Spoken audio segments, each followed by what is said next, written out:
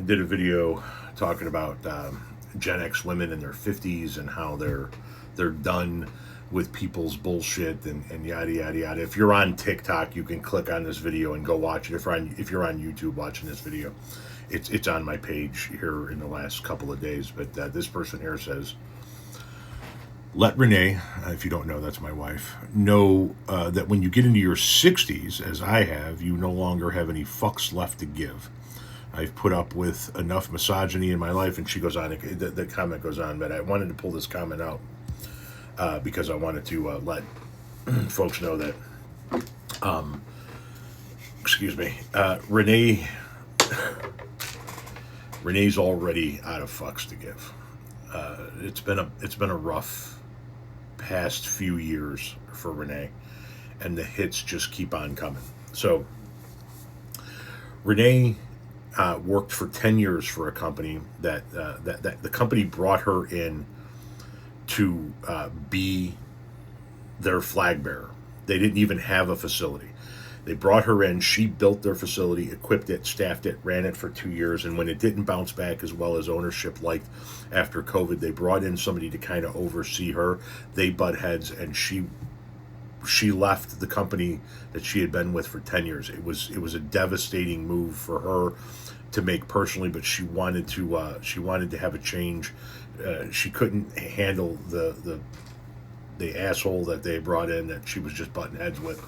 And so she put in her notice. She took a job with a competing company, and she put in her notice. And during that transition period, where she had given her notice and was waiting to go to the new company, her sister died suddenly at the age of 44 out of nowhere. Renee's the oldest of three sisters. This is the middle sister. So, like her first best friend in life, her first little sister, dies suddenly at the age of 44, and it was while she was with Renee. Renee went there to take her to the hospital, and she collapsed before she got there, and Renee discovered her on the floor, and it was a very hard time. And then she deals with all of that while moving into a new company, and then she spent a year at that new company, and it was absolute hell. It was nightmarish. It was horrendous. So the devastation of leaving a company that she had been with for 10 years, immediately followed by the devastation of losing her sister, followed by a year of hell. And then in May of 2024, that company folded on itself, and her and 27 other people lost their job. She worked in the ag exporting industry, which hasn't exactly been stellar since the second Trump administration began. And so she can't even sniff a new job. Now, thankfully, I'm making enough money that she doesn't have to work. But she still wants to work. She still wants to feel like useful and stuff. And she hasn't been able to sniff a job in her industry, which adds to the devastation. Then her aunt on her mom's side, her mom's sister, went to the hospital Christmas Eve, maybe Christmas Day. Her husband found her unresponsive. The paramedics took her to the emergency room. They put a tube down her throat, and she stayed that way until they pulled the tube out. Late last week, she started breathing on her own, came to, asked a few questions, went back into unresponsive mode, and then she passed on Saturday. Renee is currently in Southern Illinois, with her mother-in-law, my mother-in-law, helping that now widowed uncle figure out all of his finances and what he's going to do from there. And while she was down there dealing with helping that uncle get all of his shit in order, we got the word that an uncle on her father's side, her father's brother, is being put on hospice. So it has been a rough few years for Renee, a very rough few years. And it's not over,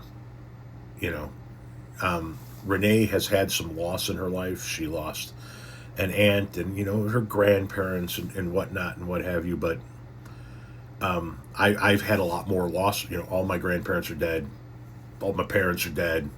Step parents are dead. Lots of aunt and uncles, shit ton of cousins, dead.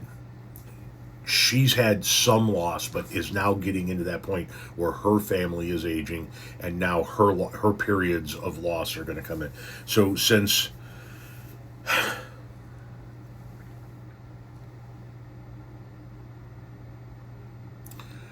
April of 23, when she put her notice in, actually since before that, when this guy came in to oversee her, and her life at her job became a living hell, it has just been a series of body blows for Renee.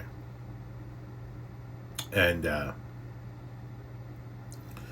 if the fact that she is still chugging along and figuring it out through all of that shit, while simultaneously being married to an asshole like me, and having mom responsibilities, and helping her mom and stepdad out in things that they need to do, doesn't prove that she should have a fucking statue erected in her honor, I don't know what does, because she has been through a lot in the last few years.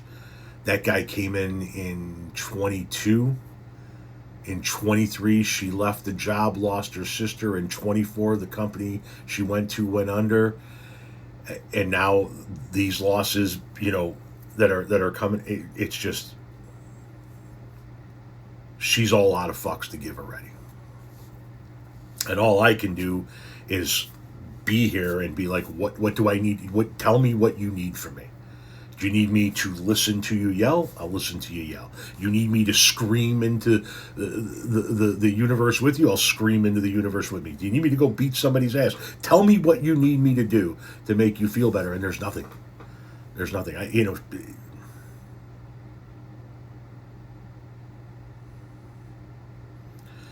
She's 50, and she's out of fucks to give.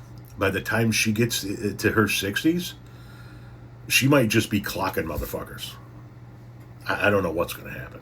But, yeah, I appreciate the kind words, and she's already there.